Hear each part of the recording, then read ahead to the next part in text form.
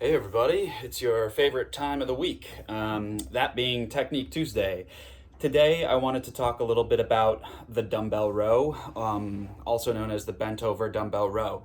However, you can consider the points of performance for the dumbbell row to almost across the board be similar to almost all pulling exercises. What I will say as a caveat to that is the dumbbell row, what I'm going over today, is very similar to most, if not all, horizontal pulling movements. There's some difference in vertical pulling versus that horizontal pull, but primarily, if you're doing a standing cable pull or a half kneeling cable row, or a bent over dumbbell row, 3-point row, a hinge row, whatever you might have going on, all these points are going to be essentially the same. So this is all these points of performance is to say nothing about how often you should do dumbbell rows, or even if dumbbell rows are the best kind of pulling for you. And I do think that that is something that people should consider before they even worry about technique. Are dumbbell rows appropriate for me? And what I mean by that is, for people who are, hunched over and spend a lot of time at the keyboard, texting, driving, whatever, and they end up with the forward shoulder posture, it's very in vogue, not necessarily false, but it's very in vogue for people to say, well, yeah, you got to do all kinds of different pulling activities to counter all this sitting. You'll get no argument from me there, but you can't forget that some people, despite those forward posture issues, may have shoulder blades that sit really close to each other and have a little bit flatter of an upper back. And if the shoulder blades are already really close together and you're doing horizontal pulling that pulls the scapula even closer together, that might create some issues, and that should be considered for other variations of pulling as well. So depending upon where your shoulders sit, where your scapula sits, you may want to decide how much volume or participation you're doing in the different variation of pull. So yes, do pulling exercises to counter the excessive forward posture of the shoulders based upon whatever function in life you have, but also make sure that kind of pulling is the appropriate kind of pulling to counter that issue in the forward posture. With all of that aside, here are some ideas that you can focus on when you are doing horizontal pulling. So in the dumbbell row, you want to focus on the idea of working the muscles around the scapula, okay? And it's the scapula that is doing the movement. So when the dumbbell is forward, your scapula is protracted. When you've pulled your dumbbell up, your shoulder blade is retracted. And so this brings me to my first point, and that is the range of motion for a dumbbell row. And for the general population, you pretty much just want to go to sort of the end range of that scapular retraction. And that usually brings most people to just about in line with their torso.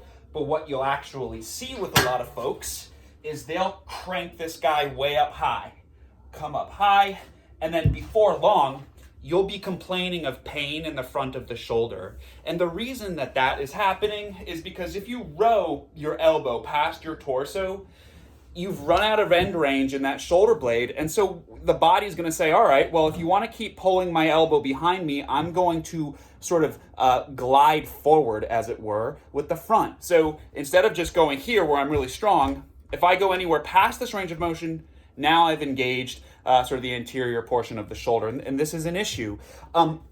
So you want to kind of think to yourself, end that dumbbell range of motion right about here. You do not have to go super high. So come on back, and right here is plenty. Even where I just did, just even slightly behind, is maybe a little bit too much. So right about here is good, but coming all the way up here, not so good. Remember, it's about the scapular range of motion as opposed to doing more elbow or shoulder extension and then bringing that glide forward. So that's the first thing. Make sure that the range of motion is such that you're worried about end range of scap retraction as opposed to sort of the front of the shoulder gliding forward or rounding forward. Because at that point, you are now just promoting the posture that you were trying to eliminate. The next thing in terms of posture is where your head is going to be. I will see a lot of people do their rows and they're looking straight forward. And you can see how that would make sense. You know, you look forward, it's gonna maybe keep your chest up a little bit higher, but not really, because anytime you're craning your neck, you're sort of compressing the discs of your spine in the upper back, and that needs to be treated just as seriously as anything going on in the low back, okay? So my advice is to always keep the chin retracted, and if you need a visual for that, think about trying to hold a tennis ball, you know, sort of between your neck and your chin. You would have to pull the muscles of your neck in to hold that ball in place, okay? So this is what we just call simply neutral head posture, and you're trying to avoid forward head posture. So instead of looking up, simply tuck your chin in and go ahead and do your row, all right? So along with that, I discussed the range of motion. You want to limit that guy to just about in line with the torso, maybe slightly past, but you want to make sure that you're working your back muscles and not your upper traps here.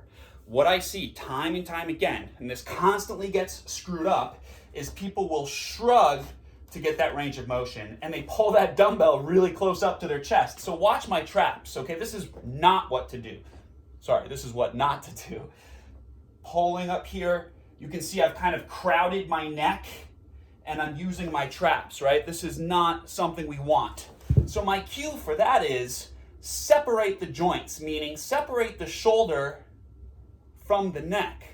And then you're in a much better position to complete your row here, okay?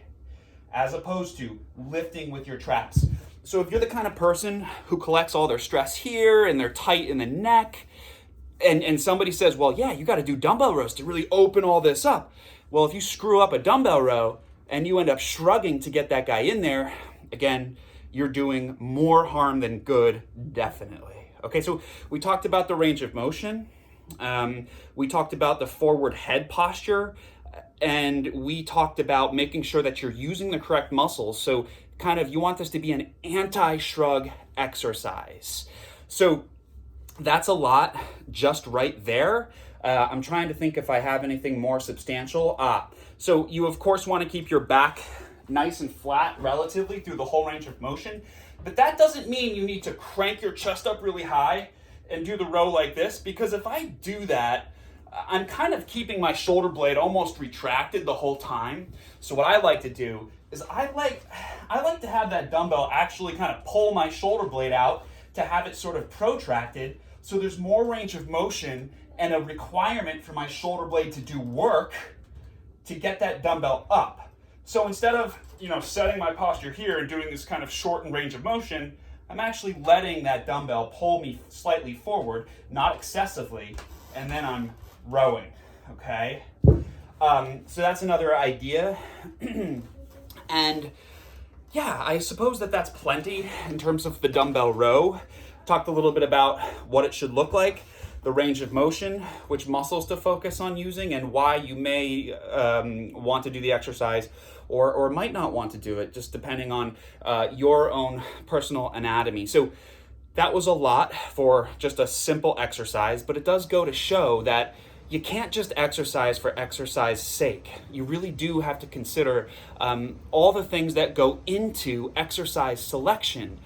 So I hope that is sort of eye-opening for you. And if you have any other questions or any other perhaps requests or things you want me to dig a little bit deeper in, I would be happy to do that. Okay, have a great week, everybody. Bye.